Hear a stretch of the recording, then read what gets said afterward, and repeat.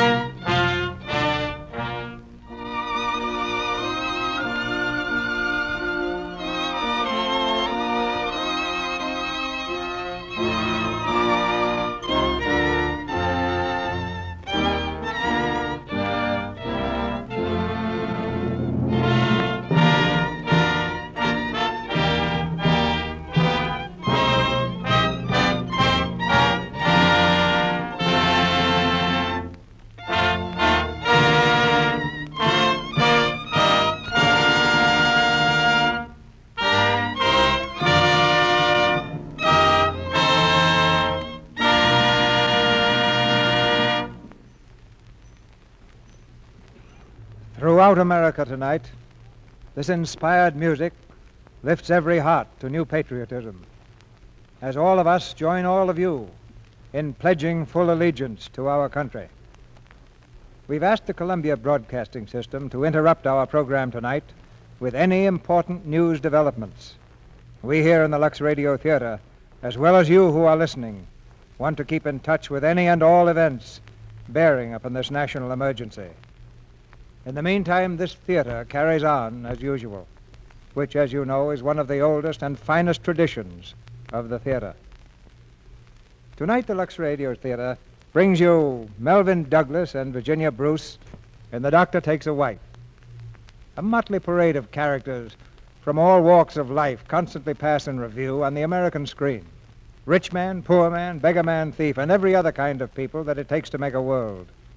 But judging from box office records, perhaps the most romantic of the whole lot, for some reason that I'll leave to you, is the Doctor.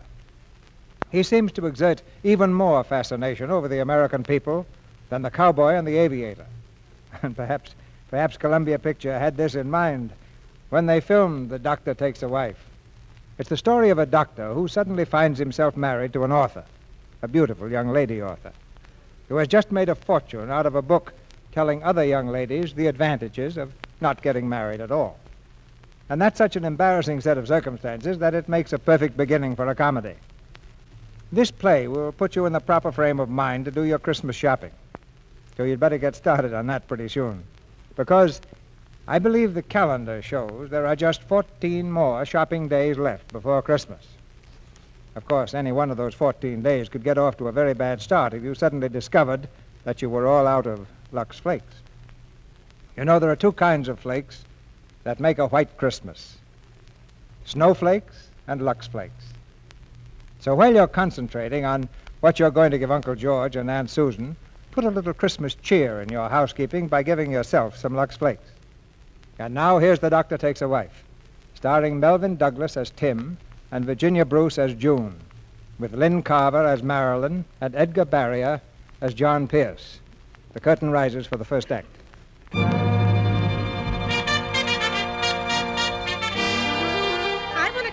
No, madam, we absolutely won't run out of this edition before noon. Spinsters on Spinach is just Will you give me a copy of Spinsters on Spinach? I want 2 copies of Spinsters on Spinach mailed to my aunt. Buy a copy of Spinsters on Spinach, my dear, and read every word. You'll never look at Harry again. The author's a bachelor girl, and they say her book answers everything. Is this the book that tells you how to put men in their places? Give me another copy of Spinsters on Spinach. The book counter of the John S. Pierce Publishing Company is like $1 day in a bargain basement. And all because of one book, Spinsters Aren't Spinach. In the back of the store sits the happy publisher, his desk littered with enthusiastic telegrams. Listen to this, Miss Gray. What H.G. Wells has done for the amoeba, June Cameron has done for the unmarried woman in her book Spinsters Aren't Spinach. And there are a million wires just like it. Miss Gray, take a telegram. June Cameron, Lakewood Lodge, cut your vacation short and hurry back. Have great plans for a sequel. At Lakewood Lodge, June Cameron hurries across the lobby to the desk. The clerk is not in sight, so she bangs the desk bell impatiently.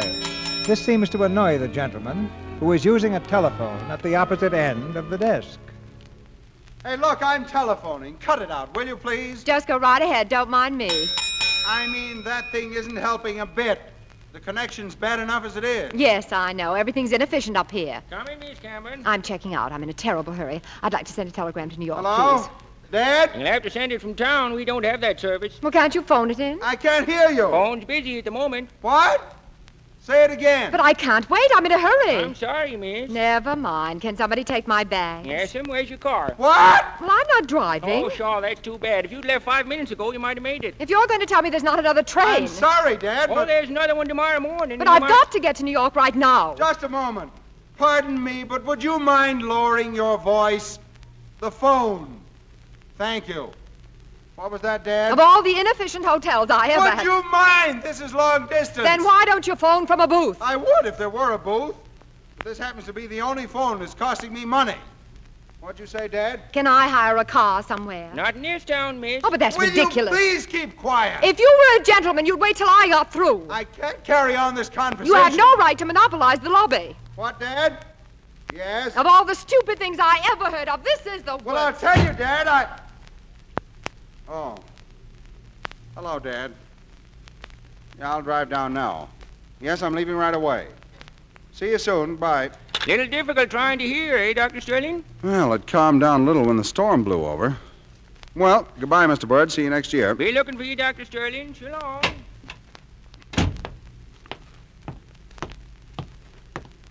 Hello there. Oh, it's you. I'm sorry I shouted at you. Oh, I didn't mind. But it's really bad for your nerve centers. You shouldn't get so excited. Well, I had a right to be annoyed.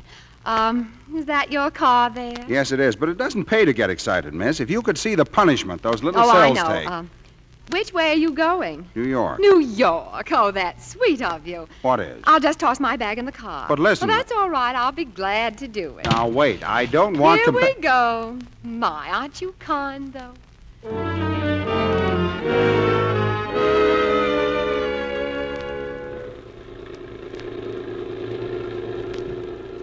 I like your car. Of course, it's a little out of date, but old things are so interesting, aren't they? Oh, it's getting a little chilly. Wouldn't mind if I put on my coat. Just look out for those boxes back there. That's all. Look out! Look out!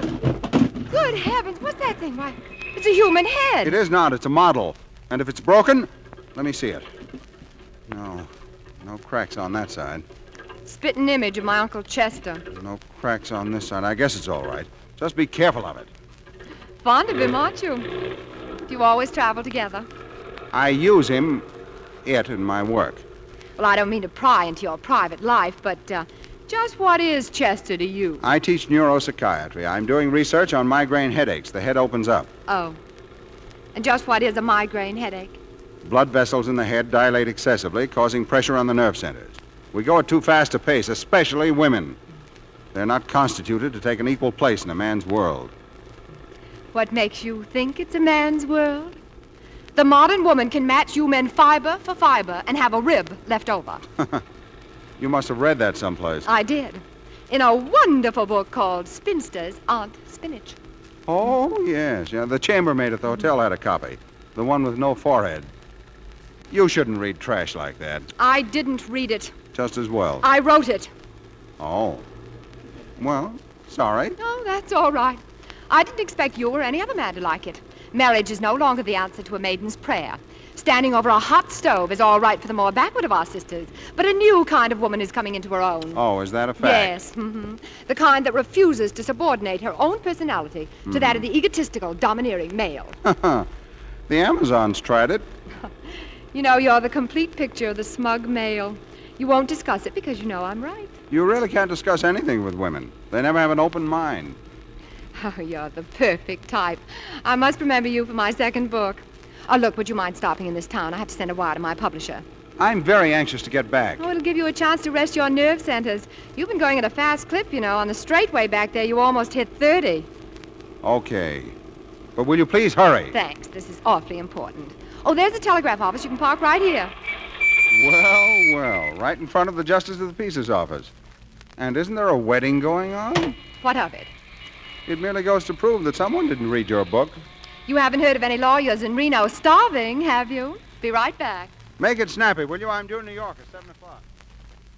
Hey, kid, you want to make a dime? Sure. What do I do, mister? Look, you see this sign? What's it say? Oh, just married, huh? Mm-hmm.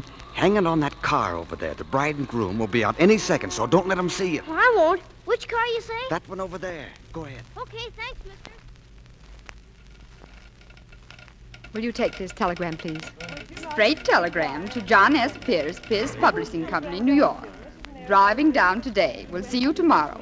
Have a big surprise. Best regards, June Cameron. June Cameron, are you the author? Yes.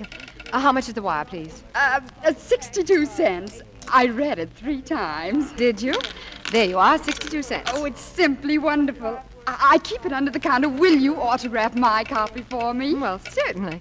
Give it to me. Oh, thank you, Miss Cameron. Thank you so much. Not at all.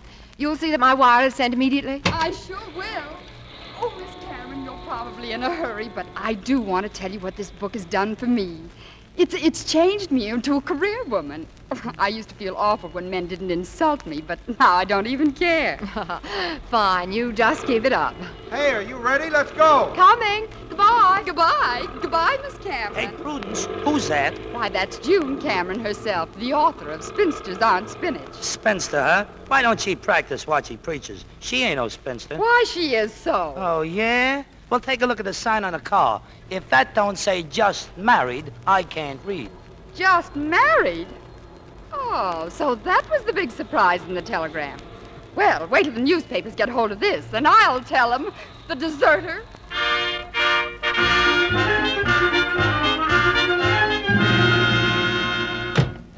Will you please toss out my other bag? Here you are. Thank heavens I'm home at last. You're no happier about it than I am. You men resent the intelligent woman. All you want is someone to inflate your ego. The independent but frustrated female. Drop into my class someday. You're a good specimen. Thanks for the ride. Hey! My head! You've got my head! Come back here! Hey, come back! You're not going to get away with this!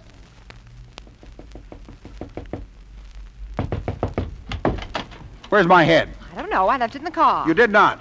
That head cost me $250, and I'm going to stay right here until you give it to me. Will you please get out of here? No, you've got my... Oh, there it is. It is not. That's my hat box. Give it to me. It is not your hat box. My head's in there. Let go of it. Oh, now look what you've done. You've broken the nose.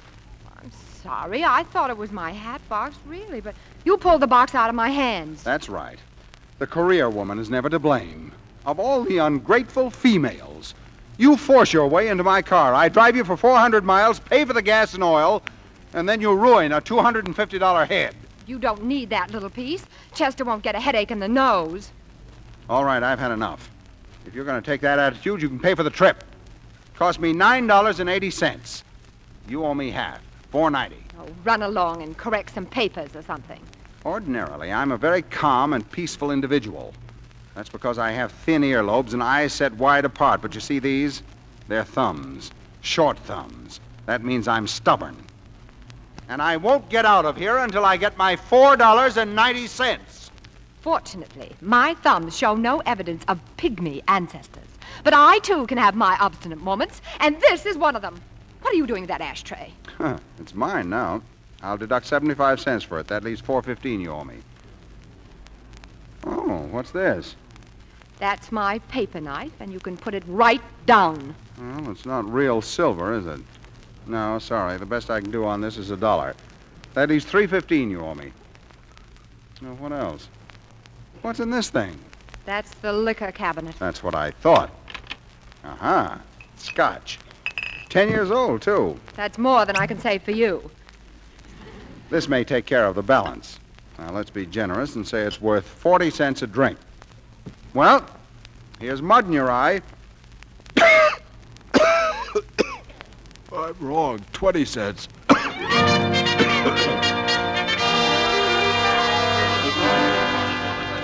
Come on now, give us a Now look, boys, look. I'm John Pierce. I'm Miss Cameron's publisher. If she's married, I'd know about it because it would probably be me. All right, but we want the story from her. Is this where the dame lives? Yes, sure, but now wait a minute, boys. June's only been back 3 hours, and it's late. Look, the paper said to get a story. We're reporters, Hey, and look, we've here's got the to get card. it. Just married, the sign says. Oh. It's an MD. She did all right. She married a doctor. Oh, that couldn't be her car. It isn't her car, it's her husband. Now, look, Mr. Pierce, we don't blame you for wanting to keep it quiet. We know that wedding bell means curtains for that next bestseller of hers. And we extend our condolences.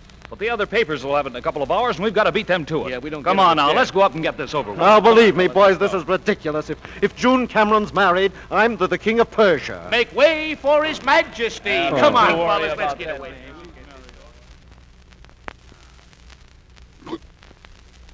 Yeah, that's good. Now, let's see. That makes a balance of 60 cents you owe me. Would you like to take the rest out in aspirin? Don't interrupt. Marilyn never interrupts. Oh, I haven't told you about Marilyn, have I? Marilyn's the girl I'm going to marry as soon as I become a professor. Look, Hamlet, now that the bill's paid, will you get out? Very well, if that's the way you feel about it. Very well. Good day, madam. Hey, not that way. That's my bedroom. Good day. Get out of there. Oh, by heavens, who is it? Congratulations. Where'd you meet him? Don't say a I'm going word to change the tonight. back of the carpets. What do you think of the matrimonial state? Well, fellas, Yeah, please. come on, we ought to get this. June, Don't listen. tell me what this is all about, Johnny. Just let me guess. I know. It's a college initiation. Look, Miss Cameron, we're all losing sleep. Who, where, what, and why did you get married? All right, fellows, it's a very funny gag. Now run along, tip over some milk wagons, and go home. You see, she isn't married. She doesn't know a thing about it. Close that door. That's my bedroom. Now, come on, Miss Cameron. Your husband's in there. What's his name? He's not my husband. Johnny, throw these vultures out of here. They're going to print I'm married. Who is he, June? That man in there? He's not my husband. Now listen Okay, to... we'll print that the guy in the bedroom is not your husband. No. You can't do that. It would ruin our reputation. Look, June, we might as well admit it. The evidence is right in there. Well, I guess she's married, boys. Johnny, if you'll just listen. Thanks, Miss Cameron. We'll give you a nice, dignified ride. A photographer will be along later. Be seeing you. Come on, boys. Let's get out of here. We'll play that. Just what was the idea? Isn't he your husband? No. That migraine headache in there gave me a lift, followed me here, and ended up by passing out. You see, he's got short thumbs. And, oh, never mind. Just get it through your head. I'm not married. All right, dear. I believe you. Fine time to decide that. But don't you see, darling, it was one thing or another. It's much better the newspapers believe you're married. But it's not the truth. It'll ruin me. When my creditors get through with me, I'll have to sublet my water cooler. Or will I? Wait a minute. How many spinsters are there in America? Exactly 8 million and some thousands who aren't going to buy my book. And how many married women are there? Oh, there must be practically hundreds. I've got it. You're going to write that second book. A book about marriage. We'll call it Marriage Ain't Measles. Oh, Johnny. Johnny, dear, why don't you lie down for a minute? Whatever it is will go away. Listen, what you did for the spinsters, you can do for the housewife.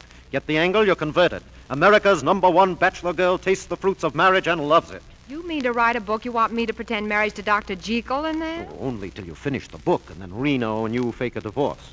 You must be pretty deeply attached to me to cook up such an idyllic arrangement with that medical pot roast. Oh, it isn't that, dear.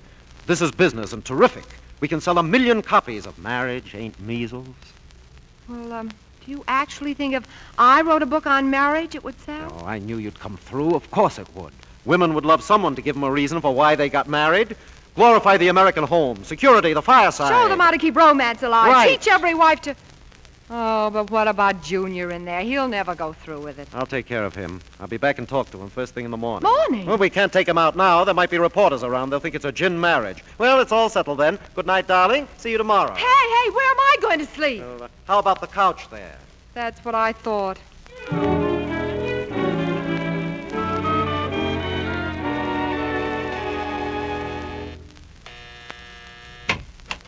Good morning, June. And how's America's favorite authoress? I feel like I've slept in a cement mixer.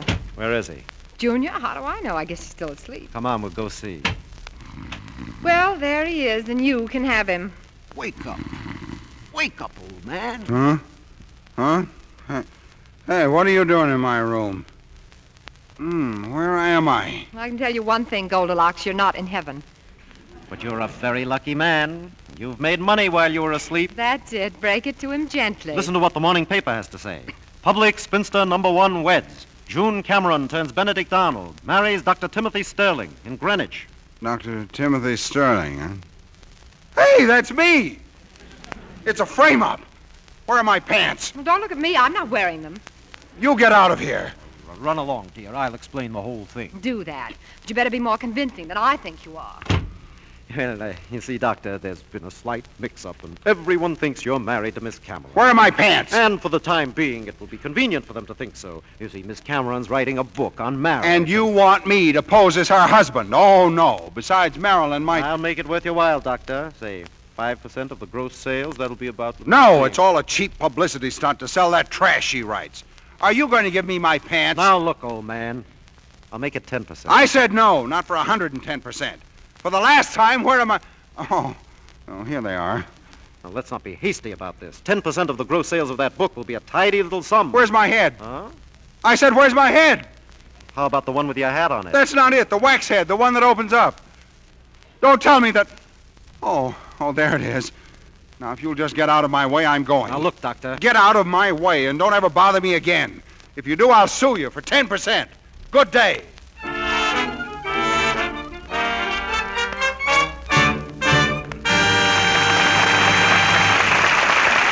Mr. DeMille presents Act Two of The Doctor Takes a Wife, starring Melvyn Douglas and Virginia Bruce, in just a moment.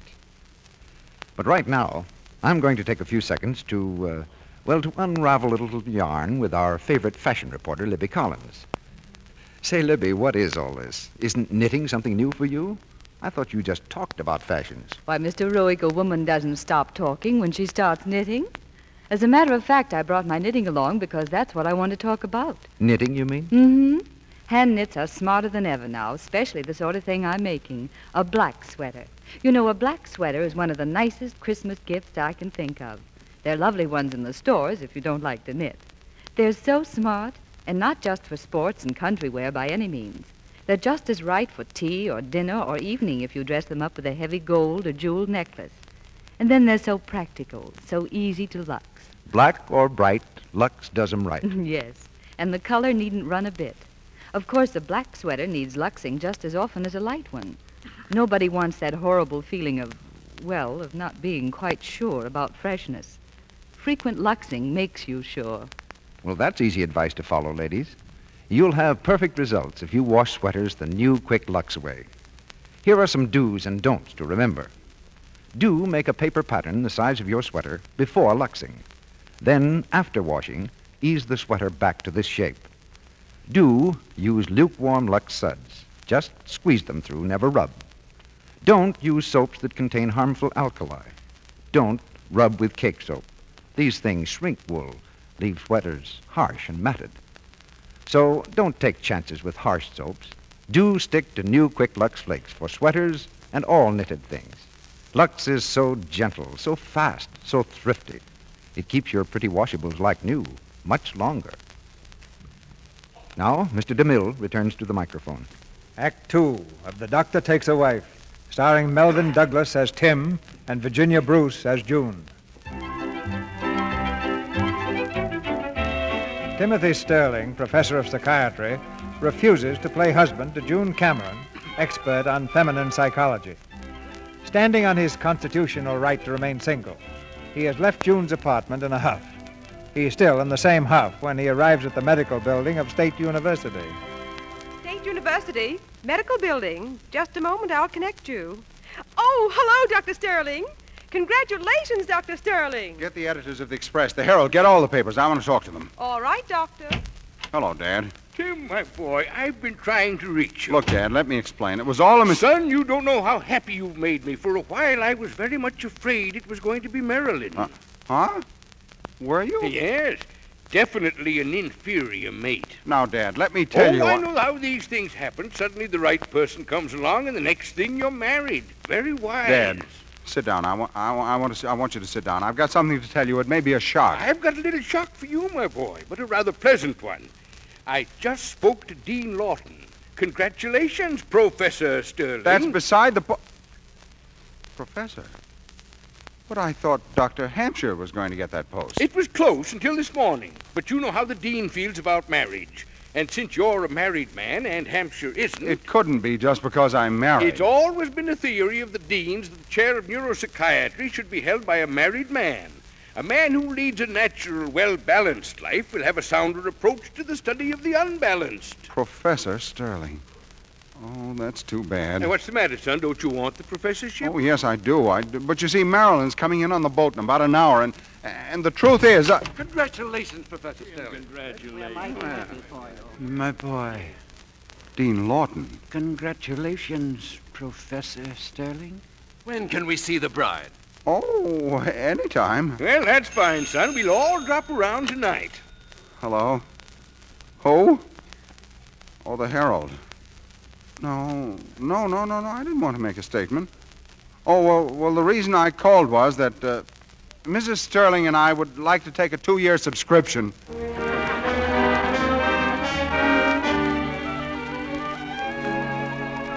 I knew you'd come through, old man. I knew it. I know a gentleman when I see one. Thanks. It's very sweet of you, Doctor, but what made you suddenly change your mind? This morning, the idea of posing as my husband seemed particularly revolting Well, to don't you. get the idea I like this. I'm only doing it because I'm a gentleman. I don't want to ruin your career. Thanks. But I hope you realize all the inconveniences. Now, the doctor knows what he's doing. And one thing I want to get straight. Of course, when you get to Reno, you'll have to take all the blame. My position at the university, you understand? Naturally. We'll paint her black as a coal scuttle. Yeah. I can see that chivalry is not dead. It's not doing so well, but it's not dead. Another thing, what about Marilyn? Marilyn? Who's Marilyn? The boat. I mean, my fiancée. Her boat's due now. How am I ever going to explain this to her? Oh. Just tell her that for the next 3 months she's got to believe in you, to trust you, to use blind faith. You can do it. You know how to handle women. Don't worry, old man. Don't worry. Yeah, don't worry.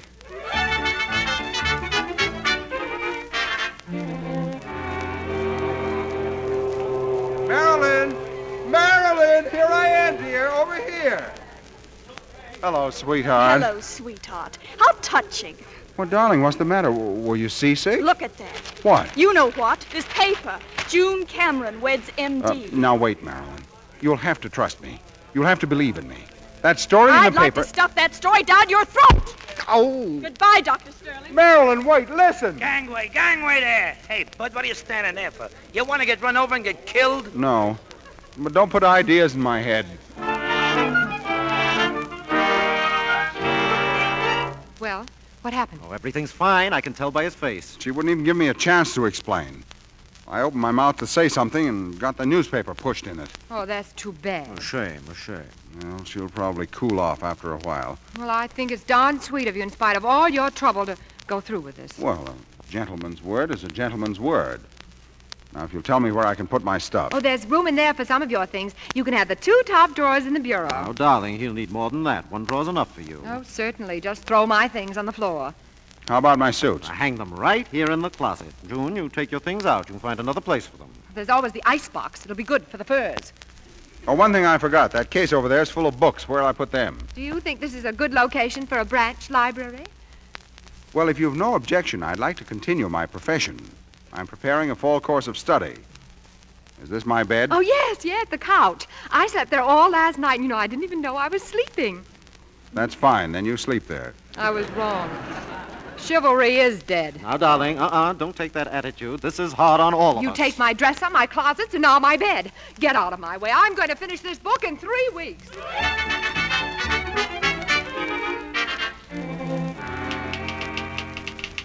There you'll stand, the man you love. Will you please stop that typing? What? I'm doing some important work, and it bothers me. And that muttering, too.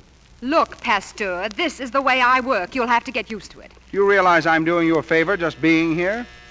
Answer the door. Why don't we hire a butler, dear? Well, I'm delighted. My dear, I'm so happy. Well, hello, Dad. I forgot to tell you, dear. A few of the faculty wanted to drop in and meet you tonight. Congratulations, my dear. I've known Tim ever since he was a little boy. This is Dr. and Mrs. Nielsen, dear. Oh, hello. Here, Mrs. Sterling, is a little gift. It's not much, but you shouldn't have done that, Dr. Nielsen. It's a book. Occupational Diseases of the Mind. But just what we needed. I was only saying today that... Dear, don't you think we'd better make some sandwiches? The others will be here in a minute. Others? Isn't that wonderful? With all she's had to do, making fancy sandwiches. Can I help? Oh, no, thank you. I've got some cookies. I'll whip up a little coffee. I'll just tag along, Kim. I'd like to see the bride. It's been awfully nice of you, Dr. Lionel, to help. Why, I've enjoyed it, my dear. What else can I do? Well, we're just about ready. The coffee's done. Oh, here, you take these cookies and put a couple on each plate. I'll give 3 to the dean. He has a coconut fixation. That's playing politics. Well, Tim's professorship's worth an extra cookie. You know, it's pretty funny. For years, Tim has been working 14 hours a day for that professorship.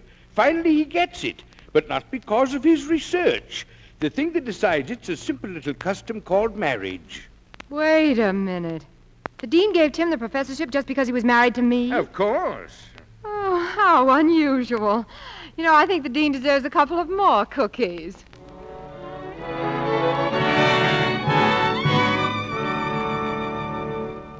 Ladies and gentlemen, before we continue with our play, the makers of Lux Flakes switch you to New York for the latest news developments, direct from CBS.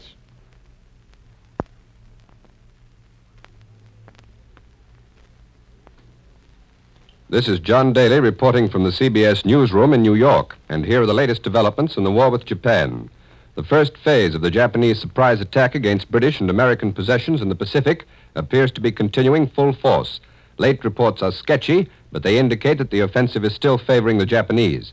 CBS correspondent Tom Worthen reported from Manila a short time ago that there have been 6 raids on the Philippines since the war started, from Luzon in the north to Mindanao in the south. Manila itself has had 3 alarms, but Worthen said no bombs have actually dropped inside the city. Japanese forces are said to have landed on Lubang Island near the entrance to Manila Harbor. And Tokyo now claims the occupation of the American-owned islands, Guam and Wake, and the Japanese maintain that a blow of annihilation was dealt Hawaii's Pearl Harbor naval base in yesterday's initial attack. According to official Tokyo claims, an American warship has been sunk off Guam, and several American merchant ships have been captured. Tokyo has not admitted a single naval loss.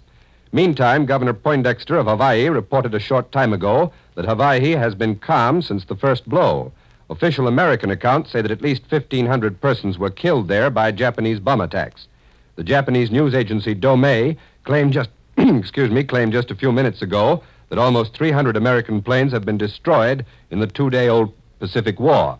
On America's part, that war became official a little over 5 hours ago when President Roosevelt signed the war resolution that had been passed in Congress with only 1 dissenting vote. Earlier in the day, Britain declared war, and Prime Minister Churchill pledged the full resources of the British Empire in the struggle with totalitarianism and aggression. Japan now faces not only the United States and Britain, but these other members of the non-Axis world: Nicaragua, Canada, Costa Rica, Haiti, Guatemala, San Salvador, the Dominican Republic, Australia, Honduras, the Free French government, and the Greek and Belgian governments in exile. Mexico and Colombia have broken off diplomatic relations with Japan, and they are expected in the war tomorrow, along with South Africa. China, which has been fighting Japan for 4 years, is reported preparing a declaration not only against Japan, but against Germany and Italy. On the West Coast, air raid preparations are well underway. It's just been reported that all San Francisco radio stations are now off the air under orders from federal authorities. CBS correspondent William Slocum phoned that news from San Francisco just a minute ago. And since we've been on the air, we have just received a late bulletin from San Francisco. The News Chronicle reports that 50 unidentified planes have been sighted flying from the southwest toward San Francisco.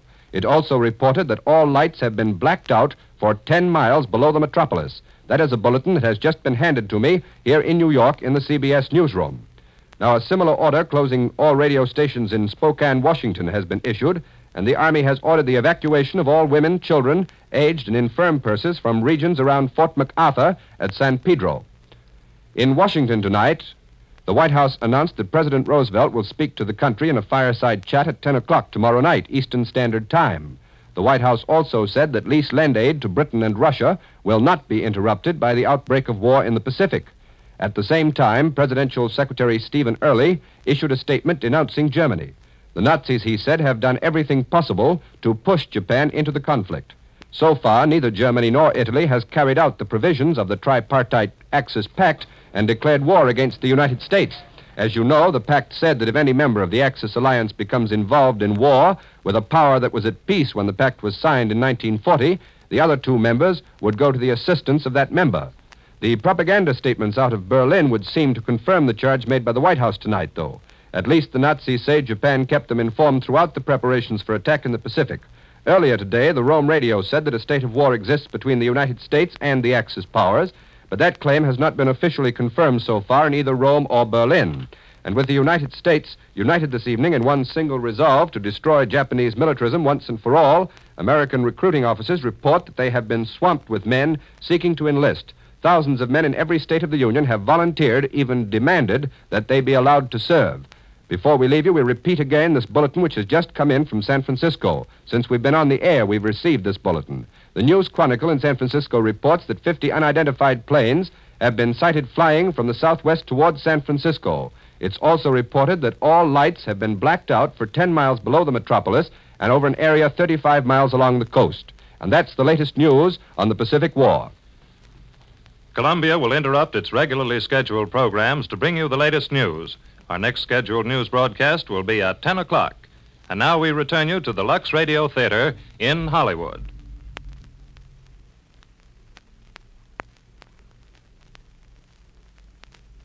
We continue with the second act of The Doctor Takes a Wife.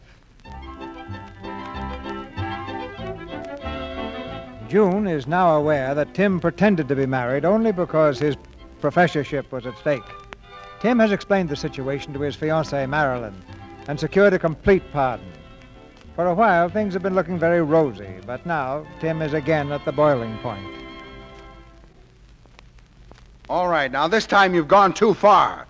Who had this picture printed in the paper? Johnny, you promised me you wouldn't. Don't blame me. Charlie must have done it. Look at that. I've never had my arms around her in my life. I know, old man. It's what they call a composite photograph. They do it by I don't care how they do it.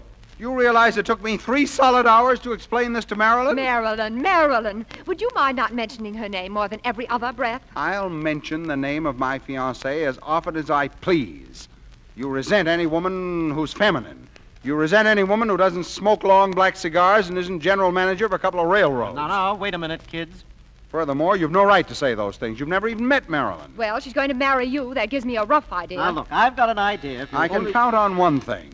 At least she won't wisecrack through our honeymoon. Just to make sure, better not wear those green pajamas you've got hanging in the closet. What? Hello there. Now, don't tell me you two are having another quarrel. Well, she... Mr. Pierce, are you here again?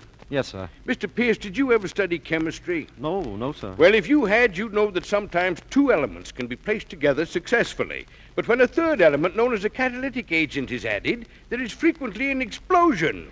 Pop, you can rule him out. He's only an innocent bystander. Well, no matter. Tim, I just dropped by to give you a little advice. When you talk to Burkhardt this afternoon, make it clear that you don't want him to use any of your research in his new book. Well, thanks, Dad. I appreciate the advice, but after all, Burkhardt's a... June, you'll be along. See that Tim doesn't get too generous. Oh, well, I don't think I'm going with him. Oh, yes, dear.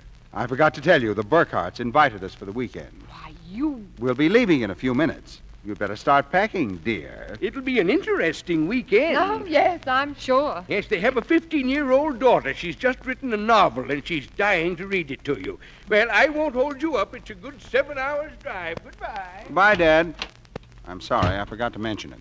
That's all right. I'm not going. Oh, you've got to go. That father of his will think you're staying behind because of me. But I was going to finish the book over the weekend. Well, you can work up there, darling. It's probably an idyllic setting. The forest primeval, the winding streams. And a babbling 15-year-old reading me an enchanting little epic called Sink or Swim or Sarah Goes Out for Basketball. Oh, no, gentlemen, I'm not going.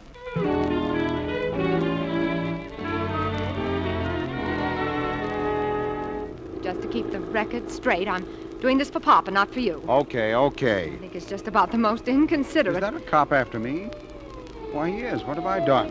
Whatever it is, it can't be for speeding unless the limit is 12 miles an hour. Officer, you're making a mistake. I was only... Okay, no ticket. I spotted the MD license on the car. You a doctor? Yes. Well, come on. There's an emergency case. Follow me. How soon will it be, Doctor? The baby won't be along for a while yet. It's mighty kind of you to put yourself out this way, but I'm sure glad you're here. The missus been having a lot more trouble than usual. Oh, most of the time it just seems that way. I think she'll get along all right. Can you get me some hot water, Mr. Martin? Well, I'm kind of laid up, Doc. My foot. Billy here's been doing some of the work. Dad's had his foot banged up for almost a week now. He has? Well, let me see it. What's wrong with it? Sort of twisted it. Sort of twisted. Yes, maybe you sort of broke it. I'll take a look at that while I'm here. Where's your nearest neighbor? Mrs. Sawyer, about a mile down the road. We'll have to get her. Is it anything serious? Oh, just a baby and a broken ankle. Say, there's a Mrs. Sawyer down the road. Billy here will show you where she lives. Would you mind driving down and getting her? I may need some help. I'd better run upstairs now. Make it snappy, will you? Hey, didn't you hear the doc? What does Pasteur think is wrong with me? Huh, miss? I said, what's wrong with me? I can help. Come on, Billy, show me where the stove is. Run up and tell the doctor the water's boiling, will you? Okay. Mr. Martin, what does the doctor want to use for rags? Can't you use those over there, miss? Well, I think you'll want clean ones. This'll do. You're not going to tear up that dress. Well, that's all right. Extra one I brought along. Everything all right down here? Where's Mrs. Sawyer? Couldn't she come? I don't know. I didn't ask her. Oh. Say, that's a pretty nice sterilizer there for a homemade job. Rig it up yourself? Mm-hmm. That's your new dress you're tearing up. It made me look too feminine. How's the missus, Doctor? Almost any time now. Doc! Hey, Doc! Ma says for you to come right away. All right, son, all right. You better get some more water at the pump. I'll be needing it.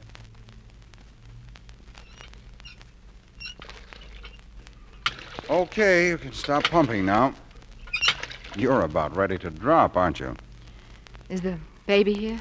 Yep, safe and sound. Another president? No, I'm afraid it's another career woman. I never heard such kicking and screaming. Hey, Doc, it's an Indian. It's all red. Oh, stop worrying, son. It's all right. Well, I guess it's too late to go to the Burkharts. Oh, that's too bad. You miss your talk with him. Yes, and you'll miss hearing Sarah goes out for basketball. How do you feel? You must be pretty exhausted. Oh, I was just a little scared. That's the first baby since I was an intern. Well, with that broken field running you did between the baby and the ankle, you looked awfully good from where I sat. Thank you. So did you. Thank you. You know, sometimes it's nice to have a career woman around the house. Really? Well, I mean for emergencies. Oh. Well, if you're finished here, let's go. What's the big rush? The emergency's over, isn't it? And I've got a book to finish, so I can leave for Reno. Yeah, that's right. Let's go.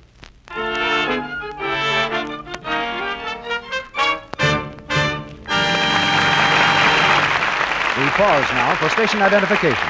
This is the Columbia Broadcasting System.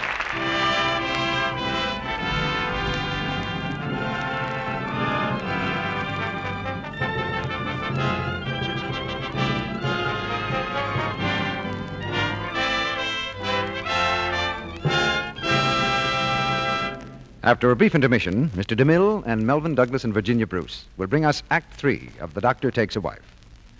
Meantime, let's listen in, first in a busy office. Her application can go on file. She's not the type of girl for this office.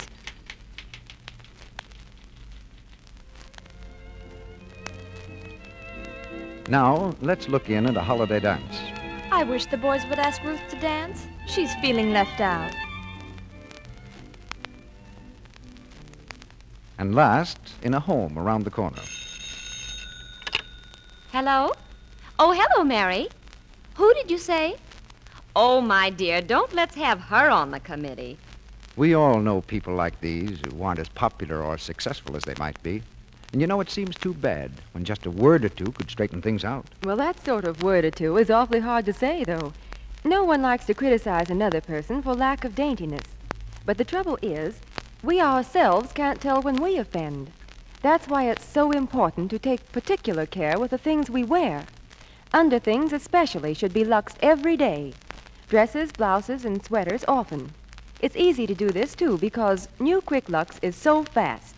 Takes away every trace of perspiration so quickly. Then you're sure of freshness.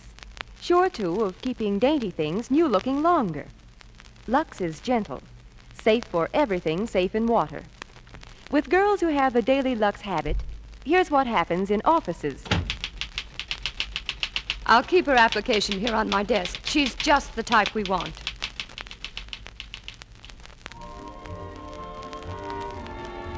And at holiday dances. Say, look at the rush Ruth's getting. My, she's popular. And in homes. Hello? Oh, hello, Mary. Who'd you say? Why, of course we want her on the committee. Yes, words like that are pleasant to hear. And Lux girls hear them all the time. Remember, without daintiness, no other charm counts. So don't take chances. Use new Quick Lux each day. Now, our producer, Mr. DeMille. Curtain rises on the third act of The Doctor Takes a Wife.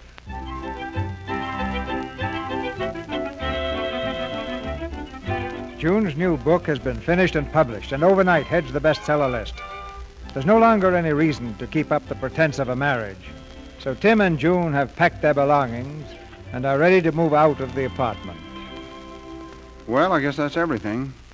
I'll send someone around to pick up these books. I take them now, but we're driving up to Marilyn's uncle's for the weekend. That's all right. I'm sorry Marilyn insisted on you leaving for Reno tonight. No, I don't blame her. I'd have done the same thing. I think she's been pretty decent about the whole thing. And that goes for you, Doc. Without a husband, the book never would have been written. Without a wife, I'd never been made a professor. Well, we've spoken our little pieces, so goodbye. Take good care of Chester. Goodbye. I hope you and John Pierce will be very happy. Thanks. And that goes for you and Marilyn. Thanks. Goodbye. Oh, I forgot to tell you. When we first started this thing, I said I wanted you to take the blame for the divorce. I really didn't mean that. I'd rather you blame it on me. I will not. A bargain's a bargain. But it would look good for you. The other way's simpler. No, I won't do it. Wait a minute. Look at these thumbs. They're very short. I'll just say it was cruelty or something. Tell them I corrected papers in bed. Goodbye, June. Goodbye, Tim. Well, hello there, old man. Hello. Microscope's all packed? Mm-hmm. Well, our little marital conspiracy turned out beautifully for all of us. Nobody the wiser. Yeah. You know, Pierce, you're a pretty lucky fella. Yes, the book's selling like the proverbial hotcakes. I wasn't talking about the book. Oh, yes, June's a wonderful woman. Well, bye, Professor. So long. Hello. Does Frida Schultz live here? You've got the wrong... Oh, hello, Johnny. Here are the railroad tickets, honey. I thought it would be best to use another name. How do you like it? Do I look like Frida Schultz to you? Let's see. Oh, a little. Don't you see, if they find June Cameron in Reno, it'll kill the book. This way we can sell it right up to the day you announce the divorce. You've figured out everything, haven't you, Johnny? Darling, I'm a very happy man. I just added it all up. In 6 weeks, we can sell 80,000 copies. Wow. What's the matter? Nothing. Oh, there must be something. I said nothing's the matter. I'll take it. Good morning. I'm from the Morning Express. I'd like to see Miss Cameron. Oh, no interviews today, old man. If you'll phone... I think she'll see me. Hi, Miss Cameron. What do you want? Didn't you say, Miss Cameron, that you were married in Greenwich? Why, yes. Strange. I've just been talking to the license bureau up there, and they've got no record of it. Well, you see, it wasn't in Greenwich proper. It was a little outside. Yeah, it was a little place by the fork in the road. Look, let's stop kidding around. I followed a hunch and checked up. I happen to know you were never married. How dare you make such a statement? If I'm wrong, show me the certificate. Well, you see, it's in... It's in my safety deposit box. Look, you needed that kind of publicity for the book. I hate to be the guy to kill the golden goose, but my job is to get news, and this is a great story. But you can't print it. It's not true. All right, I'll give you a break. We don't go to press until midnight. You can show me you're married before then, I'll kill the story. That's a real break for you. You can't print that. Think what it'll do to the book. Think what it'll do to Tim. They'll throw him out of his job. Who cares? I care. If this comes out, he won't be able to get a job as a horse doctor. After he's been so decent with us, you take that selfish... Well, I didn't mean it that way. It's just that the copies are already printed. Your affection for me is touching. The fact that the tabloids will make me look like a combination of Madame du Barry and Cleopatra doesn't make the slightest difference to you. Oh, that's not it, June. The profits... Profits, they're important, not people. Here's the future of a really great man at stake, and you're worrying about carnations for your buttonhole. Are you in love with this bumpkin? Yes, I am in love with him. What do you think of that?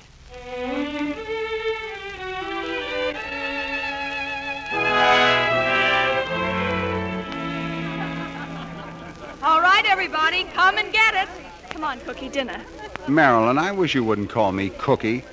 It sounds silly. Silly? But you've always been my cookie. I know, but in front of other people. All right, old grouchy. Now, come on, and after dinner, you're going to stand next to me when I make my big speech. Speech? What speech? I'm going to announce our engagement. You can't do that. We're not divorced yet. Well, I'll tell them you're going to be. But if that gets out, it'll ruin her book. I don't care. I've risked our happiness long enough because of her book. Pardon, Miss Thomas. There's someone at the door who wants to see you. Now, Cookie, you think that over. It's you. What do you want here? I've got to see Tim. If you're coming here trying to make trouble... This is important. Where is he? Please go away. You'll spoil everything. This is our engagement party. Engagement? But you promised to wait till I think we've done more than enough for you. But this is important to Tim's career. I feel that I'm equally important to it. Get out. Ah, Southern hospitality. Marilyn, what about the big surprise? Come on, Marilyn, what's it all When do we hear about? your big surprise, Marilyn? All right, everybody, I'll tell you right now. Come on, Tim. Wait, Marilyn. You can't do this. Quiet, everybody, quiet. Now for the big surprise. I want you Say, all... isn't that Tim's Look, here wife? comes June Cameron. What's she doing here? Marilyn, my dear. Hello, Tim, darling. I'm so sorry to be late, Marilyn. But you Go right weren't- ahead with what you were doing. I'll just sit in a corner and go on with my knitting. Well, dear, I'd like you to meet all the folks. Oh, don't bother. We'll all get to know each other. I have an announcement to make. Quiet, everyone. Why, Mrs. Sterling, is that for you? Yes. Why, it looks like a baby's booty. Yes. You didn't mind if I brought my knitting along, did you? You know how these things are. Is it for you and Tim? Of course. Who else? Mrs. Sterling's going to have a baby. Look, she's knitting for a new baby. You can't do this to me. I know you're not married. Oh! How can you... Oh... She's fainted. Let her faint. Oh, this whole thing's a frame-up. Marilyn, I don't know anything about this, I swear. I'll give you 5 minutes to get out of here. Dora. Yes, Miss Thomas? You'll find Dr. Sterling's bags in the room near the stairs. He's leaving now. Tomorrow, have the room fumigated.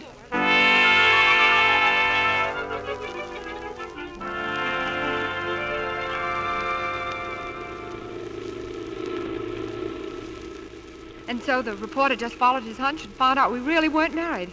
That's why I came to the party. Uh-huh. Well, what are you going to do about it? Sure, what is there to do? Congratulations for the cutest trick of the week. Oh, believe me, I didn't plan it. But when she told me she was going to announce your engagement, the cat in me crept out. Uh-huh. Where can I drop you?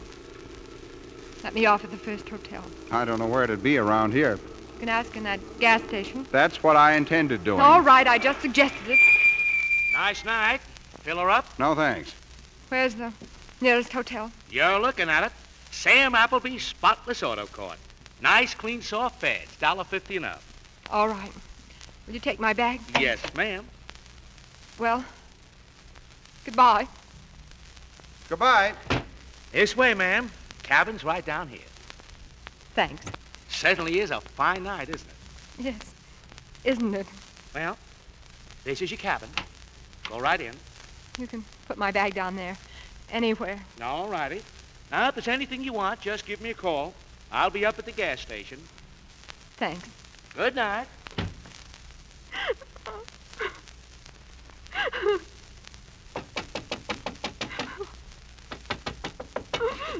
Hey! Who is it? Me, Pasteur.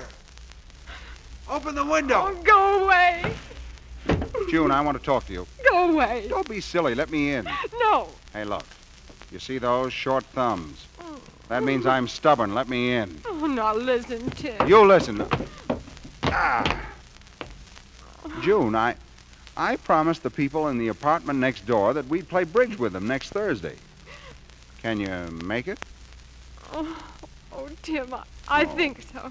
June. Oh, Tim, but I'm a career woman. I'm no good except... That's right, but you see, this is an emergency.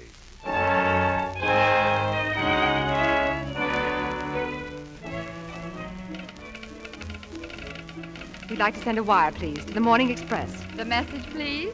At home, Bungalow 5, Sam Appleby's Spotless Auto Court. Marriage certificate number Y87642. Best regards. And sign it, Dr. and Mrs. Timothy Sterling.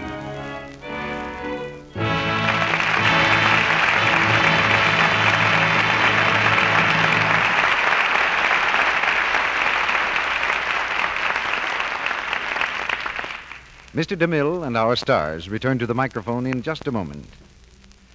Now, here's the kind of thing that women say when they change from ordinary wash day soaps to new Quick Lux for their dishes. Say, this new Quick Lux is wonderful. I just can't believe I need so little to get a whole big dishpan full of suds. It's true, though. Thrifty new Quick Lux gives you more suds, ounce for ounce, even in hard water, than any of 10 other popular soaps by actual laboratory tests. From 2 to 4 times as much suds as some of those soaps, and more than any of them. But that's not all. You're due for a lot of pleasant surprises. For not only do you get more suds with Lux, but you get them so fast. Why, they start piling up the second you turn on the water. And here's the pleasantest thing of all. Those rich, quick suds are so kind to your hands. That has been proved in the famous one-hand tests. You see, there's no harmful alkali in gentle new quick Lux to roughen or redden your skin. No harsh red dishpan hands for you. Not when you stick to Lux Flakes for your dishes.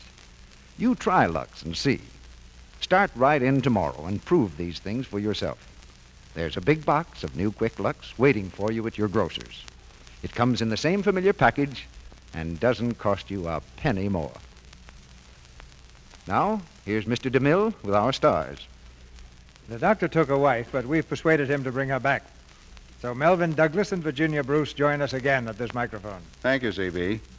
Well, Virginia, I guess we've done it again. Certainly looks like it, Mel. Now we'll have to go after Bill Powell and Myrna Loy's reckon. I don't want to seem over-curious, but what's this all about? Well, Virginia and I just got married again. In the play, I mean. And it's happened 3 or 4 times before on the screen. So, in 1945, if our luck holds, we hope to pass Bill and Myrna. That's pretty ambitious, Mel. They've held the championship for years. We just want to know whose side you're on, Mr. DeMille. Mm-hmm. If you aren't for us, you're against us. Now, if you really want to know where I stand, I'm directly behind the 8 ball. Well, in the meantime, why don't you tell us about next week's play? Thank you for helping me out, Virginia. Next week's play was a great success as a Warner Brothers picture. And before that, as a novel, it led the bestseller list for months.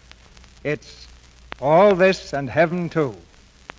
And our stars will be 2 of America's most distinguished dramatic players, Betty Davis and Charles Boyer. Yes. That's the way we feel about it, too. In All This and Heaven, Too, we have a play made to order for these fine artists. Betty Davis and Charles Boyer starred in this drama on the screen. So those who saw the picture know that they'll hear 2 acting performances of rare power next Monday night. Congratulations, C.B. That's a real dramatic scoop. We'll all be listening. Good night. Good night. Good night. We pronounce you both terrific.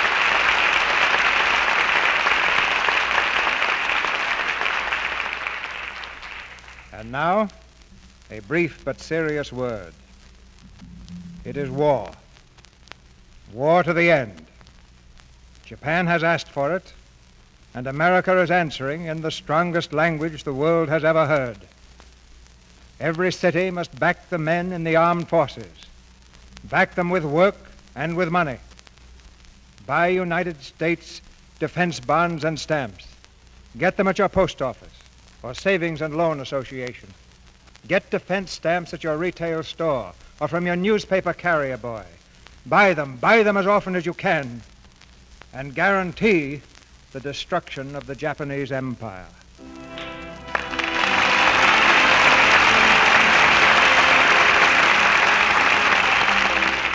Our sponsors, the makers of Lux Flakes, join me in inviting you to be with us again next Monday night, when the Lux Radio Theatre presents Betty Davis and Charles Boyer in All This and Heaven, Too. This is Cecil B. DeMille saying good night to you from Hollywood.